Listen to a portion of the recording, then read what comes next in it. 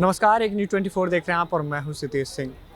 आपको बता दें कि छात्रों का बीपीएससी जो धरना प्रदर्शन है वो लगातार जारी है। इसी बीच बीते दिन छात्रों के साथ जोरदार प्रशासन ने सख्त रवैया अपनाया है और वाटर कैनन का भी प्रयोग किया। इसके बाद आज छात्रों ने चीफ सेक्रेटरी और गृह सचिव से भी मुलाकात की। उसके बाद प्रशांत किशोर के साथ उनकी मुलाकात थी, जिसके बाद प्रशांत किशोर ने एक प्रेस कॉन्फ्रेंस कर छात्रों और गृह सचिव के बीच क्या बात हुई और प्रशांत किशोर छात्रों के साथ बीपीएससी के छात्र जो धरने पे बैठे हैं उनके साथ किस तरीके से हैं, इसी को लेकर प्रेस कॉन्फ्रेंस किया गया।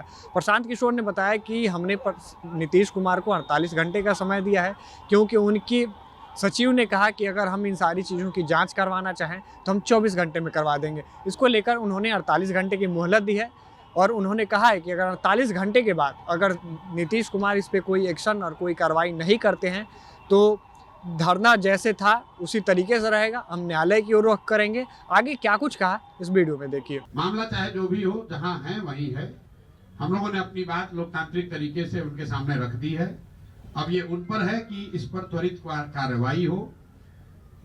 अभी हम साथियों ने मिलने के बाद ये जो लोग लौट कर आए हैं तय किया है कि 48 घंटे का समय, 2 दिन का समय हम लोग को सरकार को देना चाहिए लोकतांत्रिक मर्यादाओं को ध्यान में रखकर। चूंकि चीफ मिनिस्टर आज शायद पटना में नहीं है, रात में लौटेंगे, तो हम लोग 48 घंटे तक चीफ मिनिस्टर के आने का और आज जो चर्चा हुई है उस पर अधिकारीगण मिलकर जो निर्णय लेना चाहते हैं, क्योंकि मुझे जो बताया गया है कि बैठक के दौरान भी उन्होंने कहा है कि ये सब जांच जो हम 24 घंटे में भी करा सकते हैं।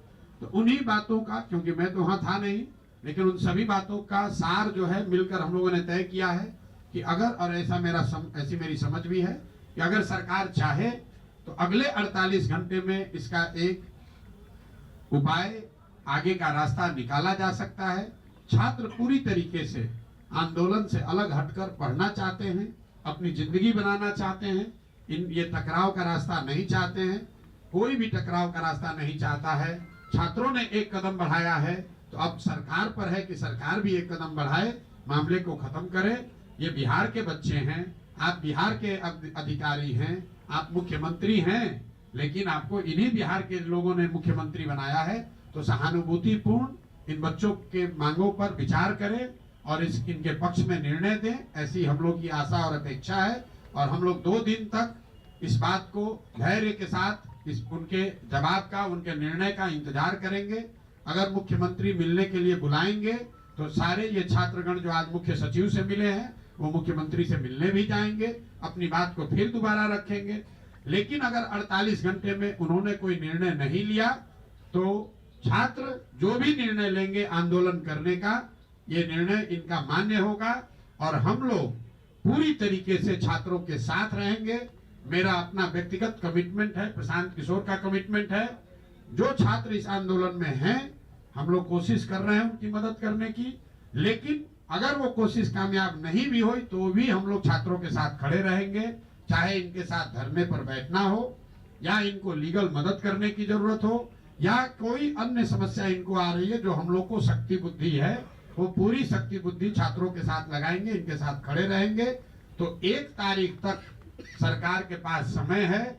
मैं फिर से उनसे आग्रह कर रहा हूं कि छात्रों के, बिहार के बच्चों के भविष्य को देखकर एक सकारात्मक निर्णय लीजिए और नए वर्ष की शुरुआत ऐसे कीजिए ताकि बच्चे भी जाकर अपने पढ़ाई पर ध्यान दे सकें और आप भी सरकार चलाने पर ध्यान दे सकें।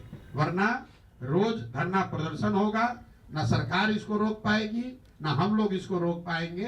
तो ये सबके हक में है कि इस बात को सकारात्मक तरीके से विचार विमर्श करके खत्म किया जाए। अगर सब प्रयासों के बाद भी ये नहीं रुकता है तो 2 तारीख से आंदोलन का जो स्वरूप होगा, आंदोलन करने की जो बात है वो कहीं नीचे नहीं होने वाली है।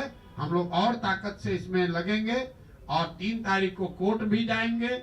जो लीगल ऑप्शन है हम लोग के पास उसको भी देखेंगे और राइट टू इक्वालिटी जो ये लोग बात कह रहे हैं, ये अनियमितता हुई कि नहीं हुई, ये तो सरकार ऑलरेडी मान चुकी है कि एक सेंटर पर अनियमितता हुई है और 13,000 बच्चों का रीटेस्ट हो रहा है।